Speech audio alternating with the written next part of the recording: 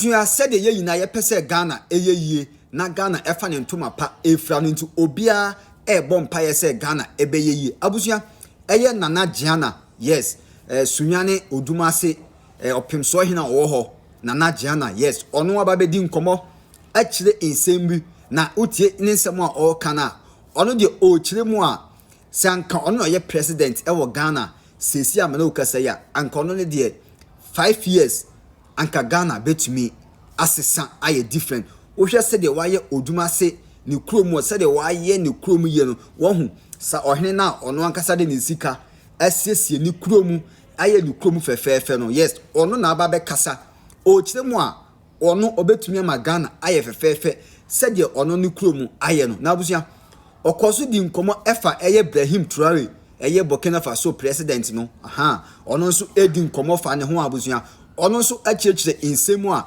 se ye makwan a eye IBRAHIM TRAORE obetumi aye niam bi pa abusia ano eye de abusia ha eye GH kwa bi media so message so be subscribe na wa share ama afoforo nso eden atie enti abusia se ye ba eye Nana Jnana a oye opimso hene ewo sunyane odumase no yes ne nsemu aba beka edifa Ghana ye puntu ene sene ye natural resource ye wo said ye betumi edi aboa Ghana ama Ghana afa ntuma pa afura said ye okopie woni krom a waye ne krom fefefe no oba be di nkomo na mense wo bre no ye nkone nkuti said eye Nana Jnana oka ne nsem e wo this side Nana Jnana e wa ha Nana wa gwaba oba yin kese mejo so mi hu ze ana beni age sa o mi sa ma ze me hwe sa o ba adwuma o sa o jabisu shira pa na last week oba ha o ko ye no if I told response to the net to say so do na ya na o follow me on social media sure say normally me ye program be na me nyata ma ya na me kan comment no because you see the obi o twesa no I know nim say na chichia so at times so na bia o kan sem bi e bia ankoyi ana o kan sem bi amount for anti as into comment no to make sure next time be no what my guide on because her views na very good and the comment no because about 98-99% na a very positive comment nti make I say that was beautiful. So what was negative? Say Ayebiafo beka bi obenye obi ama nipa ba ku mieni bi o mani ngwaje ho. Yeah. So I think I saw some two comments be that was not very favorable, but I don't even remember it. But I feel say about 98-90% of commenting na very positive. And I buy so many things can seem be a tier obi. And to do na no your encouragement. And make us say idea seni. Nyame ne because I done say but done as say do na komodo na e buy no na idea na so enipa na ene ya to yensa fro yi yen komode nko a Ghana ha ye be hwe bebia Ghana ebetimi do in the next 5 years. Niema ebetimi esisi. Ebi bremu ha ye hwe bebia ebi brem niema ebeko akwakosi. Inkankan Burkina Faso. IBRAHIM TRAORE esi akonya esisi a. We want to focus into the next 2, 3, 4, 5 years and see what really would be happening in the world over. You know, you about fie. That as I said, the political terrain. What are man patose na ohu no? Me that's it. Edin kan ma yanchia omomo hwe nyina.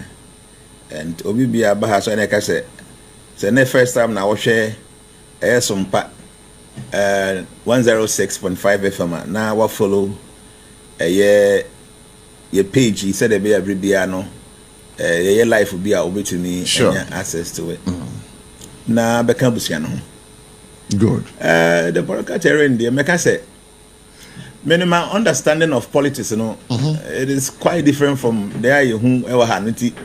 At times, me, I just feel sad all the time as a Ghanaian, especially as me bufu all the time. 3 days ago, na me share President Trump or call a Gulf state to the Kanko Saudi Arabia and or share reception no and no me cause or her. Now what be say Saudi Arabia no kuno. Then or more pa and Ghana you create any bizarre. Because I know say basically no or more natural resources pa no oil. Or more oil kesipa. That's great. But then what you know is there any other thing be or more in Ghana na? Or more be a bad weather no more saying. just bad weather. Almost the desert so. Heat be a woku dum nyagoro. Nti nsukura nyakura na edi nti omunso dodo na akwa na ponumu no mo distill no ma filter no mati media ye normal. Nti otu say omo condition no the way ya dwen nka omo no ma na nye. Ofiri ho no call Qatar, a very small state. And so kwa krokitwa bi I've been there several times. It's a very beautiful place. And so na okọ UAE. Na Qatar ho na the person you focus on. Okay. So Qatar government, you know, Qatar Airways. Omone Boeing a company omone yes aircraft do na no. Boeing 787 and 777. Na omo order baako 210. Wow, Qatar. Omo order omo say you need Boeing for sign deal. We need 210 aircraft. Wow. Boeing 777 a bit in fact 350, a bit in fact 400. Yeah. And a 787 a bit for 250 and all the Baku 210. Sikano ye $96 billion. In fact, I'm because say $200 billion, but Nena Nchichemunu buy $96 billion. $96 billion. Science say mama mi plane back Mako 210. Qatar for. Timi here then say Qatar more population here. Ghana here better 34 million. Yeah, 33 to between 33 and 34. So the last census was around 33. Qatar ekuru wow. Omo kakira bi endoso mo no so sa. Nti na Qatar etimi to play back 210. Ategese bi omuni bi omo so many already. The omo di ba be ka ho within some span of year and 210. Ghana need 2. Anaja za uhwe eye omo oil a omo wa se Ghana ye ni sa oil ni bio. Obani ye gold nko a ye wo omo ntim for oil nto ye gold ye wo. Yes our oil back home. Yes ye den no so.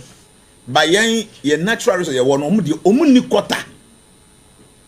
Nti why is that they are able to procure 210 aircraft at a good deal of mass sign. Na Ghana ni 2. Your international airport wa Accra obi okuma say you need aircraft back Accra no kata tuko ho. International aircraft. See, the whole point is that made the way ye Africa and Ghana especially your political terrain no, I feel say a very very discouraging. Very disappointing. That in fact question na will be sir papa ya na one ka say. Yeah. Man said Anthony because na speaker number out na me tie free headphone kakra bi na me tie me I feel so we a leader all this kind of complaints now we must just end it say you be here sika na ya akra crude oil Ghana ha ye sika e okro we mu no why is it you ndimi akra crude oil na ye nya light mani mbuso me I don't get it you see ubekom no se see me per meter na wo pe no matua meter na wi 8,000 Ghana cedis about 2 months in Mizanka meter no. As the prime minister also way express in here 1 week. Eko 2 months. Meter ye 8,000 no. Just imagine ye meter na ye de adwuma ye betua ka ma ban na nyesika. Ye fa meter na ma. What they want to do ni say kofa some unapproved route bi na tua sika man krofo bi ansa na won sa timi aka meter no. The movie anamasa abeka be so a kire yense na ye nyesika nyese. I think that these guys are not serious. I'm not talking about this man or Kasa Eziano. But a political campaign for no almost seriousness with how to manage places and many things and main visa and tasu musa. Okay? Obi be our organ high meter, meaning how difficult it is. So then say containers mako and henna normal woman sitting in a free port to her. And you don't seem to hear anything about this thing that I see so people have money and they are using the money to develop their country. Actually Trump all free Gulf hono.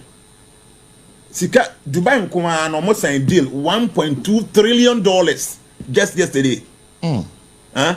Within 10 years, you know, UAE for say you best spend $1.2 trillion. And yet million, yet $1 trillion within 10 years. You know America for because of AI technology. Sika you best spend no. They are able to mention all this amount of money. Ewa bra ade omo ye oil pe na ye wo timber ye wo boxer ye wo gold ye wo weigh they say gold gra me check here about $10,000 per ounce Every say $3,100 yes, an ounce. gold. Now let me say from January to 4 months, you know, they get some $2.7 billion. Sure. Whatever. Sure. Just 4 months ago. But all this while they go there fine. The way people say, why is it that some leaders are able to create this kind of vision for themselves? We want to be first in everything. To be no more, ya omo disika chem. Yet here ba akofo no wage sika no boom nation dem no nko edi okoka enye yie na amanfo ho kire omo sa say everything seems to be so bad. I am not blaming this kind of guy. So about to best 4 months. Bare 4 months. But you are blaming past governments. No, all the past governments are from MPP and this HM. They almost no man for me. I think it's a very disappointing. Now, from what you said, you know, what was we and Koswahini, Emma, Sunyan Dumesia, and Michelle Modern Bois, what bore. Last week, me know we interviewed you know. Michelle, that's a research about you. Okay. And I came to notice that Nana Abono Home Modern Parts and Cat. And Koswahini and I him for na yet said the oh yeah na and Kagana Basabri and Kiyetumpon. I don't know what actually the problem is. Last week I say Ghana we have a leadership problem. That's it. So how do we change that attitude and inculcate ideas into leaders are driving Ghana forward? To be honest with you, it's very easy, very difficult. Difficult in the sense, say, see, people should understand one thing. Say, anamumbia ube to biano, there will be repercussion. Anamumbia ube to biano, there is going to be a karmic reaction. I just said there will be a corresponding reaction to that will act.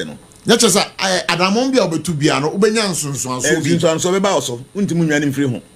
so if you are given the responsibility of being a leader, when you say one kasano, or responsibility is high because but our people, our leaders don't think like that. Office me a penny to see and to let me just enjoy myself. I can do whatever I want to do. But no crane say, "Saman for you now don't want a good day at the show and sir. It is your duty to make sure say everybody is happy. Don't know you're selfish, or you're corrupt, or you're greedy. Do be of course subami and we know the two position beyond when you do baby because or on one." So do you think, sir, past governments are abano? Do dona and I say leaders ni nyamono. Now do dona is selfish, greedy. Sana mekano and very corrupt. Selfishness no eso. Obi bi o selfish bi anadwen or drink shallow. So we are selfish obedwen wo ho. Akọ nche kakra ya oyere ana okunu. Akọ nche kakra ya oma. So every selfish person, we are very shallow thinker. Because we be say me gidi me yere me kunu be di me ma be di and I say bia me ma me ni no. Why be na kitu abi? But obi o selfless no. O person obi bia no e benefit. Because na me say wo dwen ni padodo no nti no ukura broad mind. The empire for be di so do na no. So we share the way and normally call as compared to your colleagues are more outside other countries. What was the for no? Name specifically what is troubling them. In fact, like I was telling the other time when I was appointed as a Koswahini, I was like, no, we in your position be baby to your car. In your position be make a good deal because say be your crew where you too good to be, and I be a you'll be a macro no a income be no. There is nothing of a sort. So just an individual and a mania vision said me percent macro no assistant. Say be a man for any beba kuno who say we a leader. Nampo be ample support to na say we good vision and you'll be able to change things. Anything arrive from beginning no you shall say to normal. Within 2 years in Oko Kuno mu a say me could just $5 million. If I have only $5 million, now me just 12 months.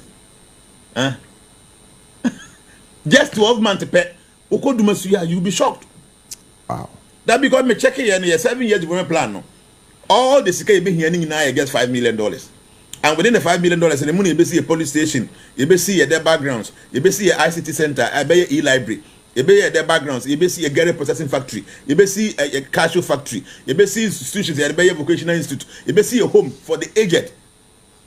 Korea be pay women and what you know you be for workers, you be to you be farming communities you be more specialists, you can be a money be juma. See, ye be rural bank okro no mu a obi bia na wo ye adwuma wo ho no ha na obe save sika see just $5 million $5 million futuro okro no bia na Ghana hapa ya sika enyunu wo Ghana hapa billions of dollars. Say they make yes bia obi a ono kasa keke. I have started doing something with the little that I have. I don't see why say you pay for the penny ono kasa you hear some or the saying some crude beer you be power mfidie na keka ho no. Mo power mfidie na say light no obi ansa power no ensa anamebwa. Mo wa mu ntia light be. You try light bill. But so me so a nyankopon kwa nim sika mutu e wo ha sei. Nti mean say mo power mo mfidie na mo bo ho ka no. E Bible nti ye na etu aka. So how can you tell me say manual crude no mo de amanfo ama a power mfidie no amanfo yusu man nya sika nkoto fofora ma wadwe adwuma. No me I don't get it. But unfortunately Ghana politics na time ankoye any say MPP nti no tem bia na o kan be bia na obi ha say push ko ha. But see, we a leader. Some of these you don't even come out to go and talk about it. When this story came out, I was like, now I dream Ben Etechia, a Minister for Energy and Green Transition. This is some we babetua bunting. This is an in-house thing. And until they are we have challenges. And there's a problem now. Why do you have to come and tell Ghanaians say I'm sure yeah, but that's see, I say, my makeup been shown. Yet, and say, be or no cracking. And him say, MPP are buying from 2017 all the way to 2024 at Twabe. Even MPP paying for him said the corruption a D Juma our Ghana crew. Even a month full to me, a idea soon. People know. Do you buy our basso? Now, the ordinary people see a month for moon any security eyes to even see things. You know, who say, the way a normal code there were a lot of corruption and they take it place. Number by all the way to this time, 4 months time. Yeah, who say alright. There's operation recover loot whatever it is. Operation recover all loot. A month for the doing say no more this guy you know behind and you don't seem to see anything happening. Not the same complaints and I bet you when you the same thing and everybody see yeah. Me I don't get it. Do much you have idea. I told him say I say pay woman tell me baby I'm say no be just careful here. Me say yes, you can be here. But the most important thing is the vision. The vision is say we pay ku kuro nyina na then na wo ye. First, mfutu a ekoni pa hwenim. E ma ya de. Wo ye obi a wo ta tu kwan a. Abi before I wa bruchiri. Wo do kwa America no ba bia ahwe blacks o mani. De make we bia na enko wadwum. Enko ma adwum sa. O mani e pure white. Ghana for muti abruchiri a omo ya before say ye no. O mani we no fita. Ba ye de ndie. Ya tell obi ani. Obi ani akọ am see this is a very serious thing. Very sir. What they make a mom wa abruchiri a omo tie me no. Wo do pass see e ko hwe obi ana wadwen mai hwe wani kosua. Me because I say I red, I brown. O mani e fita. Ya tell obi ani. I brown is be red be. See this is a very serious thing. Futuro na. Nana Jana, Utri against some so power. What they make it when I went to Dumasiana, I was say, baby, a pavia. It means in futuro a conny penny. Nothing be able to when near call, whatever me room to be when near call. I told you opposite when his own person when a young futuna. I don't got that in China. Saying so pa. Never be I attack it and time until the Mukran or Tembia, Finqua. See a pavement, Temua, what we're doing is say. En futuo na ebi koye ni ekoye dem even baby ko what theater if you won't mention ye be say problem no e dey free ho eno kokoda nchen a atacha nsuo to a ye ba bi atantan ye be yi ni nyina dey free ho nde ma ne say obi a enka tembia wo dem futuro nti wo tade nyina airport na ese wo see all the time no say pevu ba bia na futuro mo ho Mr. Asem na be use no all the time no what I can free ho. And incredible momentum when you know, build some conscience be around their thinking. Tino, on the request for man and who you feel. Obe Piako about that could go the whole the fee and said what you are not here. So you are building this kind of understanding their conscience to say, yes, you must be neat and clean. To own you know, obey you neat. Nana, I somehow okay, me tell you now, me dream. Yeah, you walk Ghana ha. Say nipa de tu kwan kwa abrochire a. Oba Shane skin. Nobody can get me. I'm just picturing. I'm telling you. Me drink. I'm a very observant person. Me hwade. Ti okodumasi ho na ngese bia sika na nipa nya na yetugu. Ye be say ehun se mpanyimfo no hu se bibi say wo ho. I have been talking about this say Ghana mfuturo ye betimi atu ase a enye bibi eden. Mo hia crude na mo de no ano. Mo ton ama Ghana fo ato. Nti wo fi say Sabia power na yetua na yentua enough. You should be bold enough come out to say sika na mutua no yentua enough ntina ebia ye de da sumu no ye tum na emom ye make sure say ye medundum light no te Ghana for hu say ampa wani abere say light na yetua na boden na yendum na nobody will complain. But amanyo sem adi enim kan ya how can say papa that's no the problem. amanyo sem adi enim kan because ono suro say obe take that step no or take it that step na enya dia Ghana ni ebeto abama no. Okay, President Mahama, there is something about this man I think say if he fails Ghana for find one channel. Okay, because according to constitution you have only 4 years. So it means say what as a person no one dream say obi nto abama I make up be nchiro. But odwin the party who tie na nado the last year from 2024 no mfa bibia ho anything people lose here no. I'm telling you this. no mfa bibia. Even though young people need but he was not thinking about the party. No odwin no ho. And yes, but we are now on the needs on the middle name no. Or say 11 if you all. And Nanado no dream no. No on dream party no. On dream party no. Now on dream Ghana so ho. The whole point they say he was not thinking about the party. What I'm trying to say is that Mahama no this is here. I can't 4 years pe.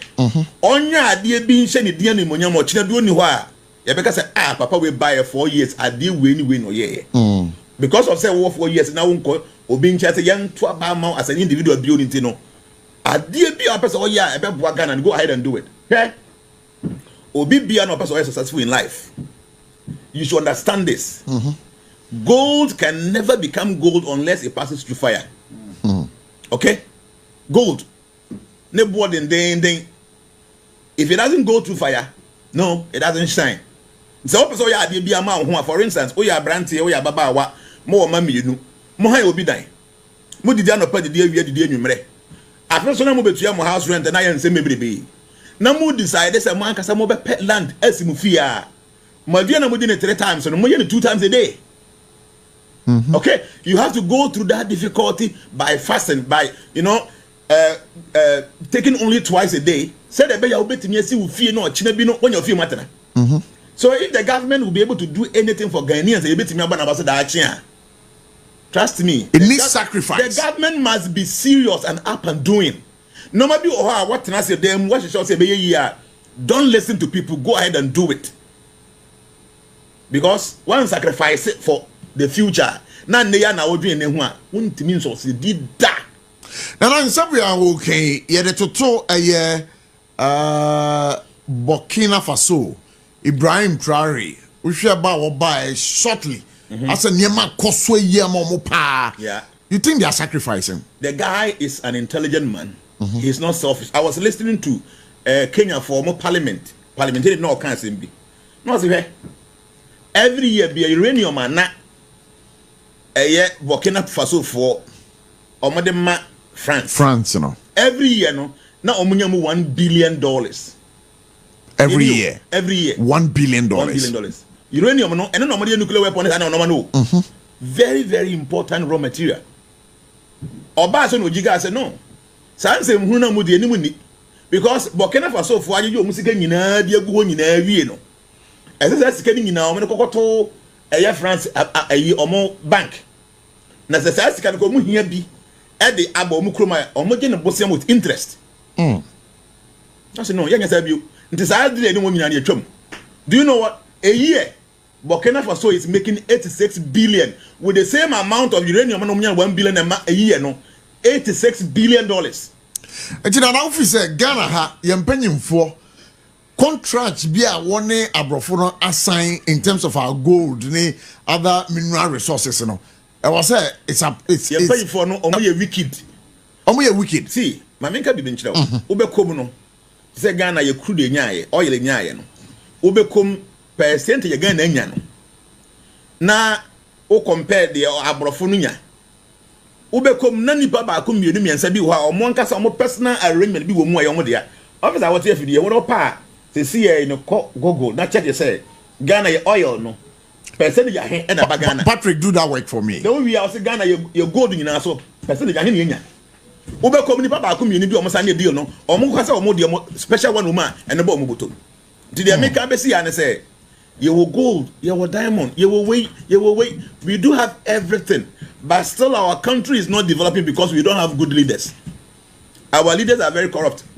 America say about 99% we are corrupt. And they say, someone say, "Sikane ba ohono, what the your money ye na ka wudi bi mpaka problem bi ani." She car me de ba hey, car na shocks. I chain nko me only 24,000 Ghana cedis. 24,000. Yes. Ntino animu ni actually what a 48,000 shocks no nko a. Say me drive back bia na me come there ba. Na makoma yate. Because from Pokwasi akoni na kwani kuru santi obekọ about 3 times no. Now shocks I say. Na o shocks to kosisa. Ntino obi ono yusu sa uba nkiti bia younger bia me a wanya bia best 80,000 Ghana se koto uba oti o. Ma me mfa manage my life no. Every month be a one to shock will be truck because of can they make it any you and it no abai and you would do things to make sure that all roads are constructed. Hey, it doesn't matter, baby, obey sika free. You must do it. Baby, obey sika free you I must. But they will be there and be complaining. Koko here are you quite abusuya utie nkomona na ekoso a eye Nana Jnana yes ono ye opemso hene ewo sunyane odumase ono na odi ni sika esiesie ni kuromu a okopie we ni kuromu obeka se obi man so yes enye Ghana obeka se ye abrochire na Ghana fo nyina epese o mbekọ abrochire no yes sana nana no waye ni kuromu enti so okasa onim de oka or fact or figures what you say because waye bi enti se na okasa no me feeling the confidence or the kasa abusuya na da bia ka se ye won kofo bi sei e wo Ghana anka by this time enye se ne Ghana fo egu obi man so a atete ni oblei abusia ha aye GH kwa bi media so message so be subscribe na wa share ama afoforo so aye dey anya bi ati abusia kete wo se enye dodo no nwura makra bye bye.